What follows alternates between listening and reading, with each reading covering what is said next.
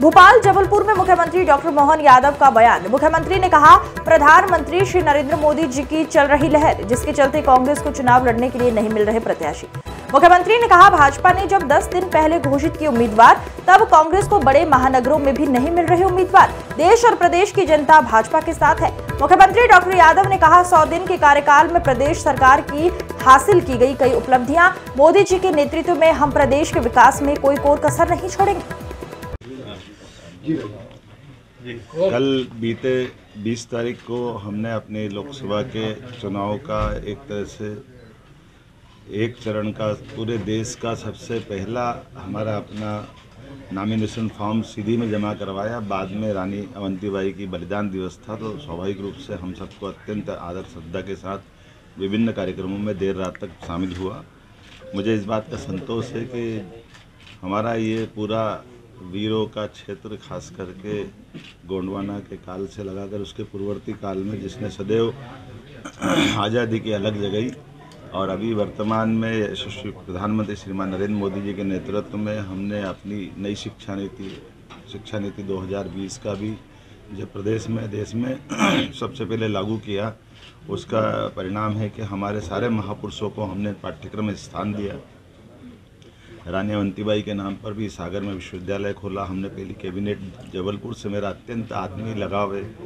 College जीवन से एक विशेष स्नेह जैसे किसी नगर से बजाता है। मैं इस बात को महसूस करता हूँ कि इसीलिए हमने अपनी पहली कैबिनेट भी हमारे मित्रों के साथ, माननीय राकेश जी, माननीय अशोक रोहानी जी और सारे मित्रों के साथ हमने जब पहली कैबिनेट की थी, और हमने रानी दुर्गावती, रानी अवंतीबाई को स्मरण किया था।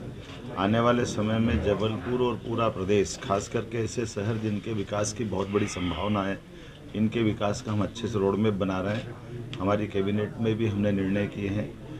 उज्जैन में जो समिट की थी उस दरमियान भी इस क्षेत्र में भी हमने अपने कारखानों का लोकार्पण किया, भूमि पूजन किया, और ये क्षेत्रीय लगातार निवेश को लेकर के आने वाले समय में जिस प्रकार से एग्रीकल्चर ग्रोथ रेट बढ़ी है, हम दो तरह से आगे बढ़ रहे हैं कि जिसमें कृषि आधारित फूड पार्क और बाकी चीज़ें, फूड इंडस्ट्रियाँ लगे, रेडीमेड गारमेंट्स की भी बड़ी संभावना है, और उसके अलावा कौन कौन से क्षेत्र जिसमें विकास की संभावना होगी, इसमें बड़े पैमाने पर जहाँ ये खदान आधारित उद्योग भी है, जिसमें माइनिंग का लेकर के बड़े अच्छे चक भी यहाँ उपलब्ध है। उम्मीद कर रहा हूँ कि पूरे प्रदेश में ये जो 100 दिन की हमारी सरकार, जिसने कई सारी उपलब्धियाँ हासिल की थी, जिनके बलबूते पर हमने अपनी संतोष मन से तो पूरा नहीं हुआ, लेकिन ये मान के चलो कि जितना बड़ा काम किया है, जितना बड़ा समय मिला था, समय बहुत अल्प होता है एक सरकार के लिए, 90 दिन का।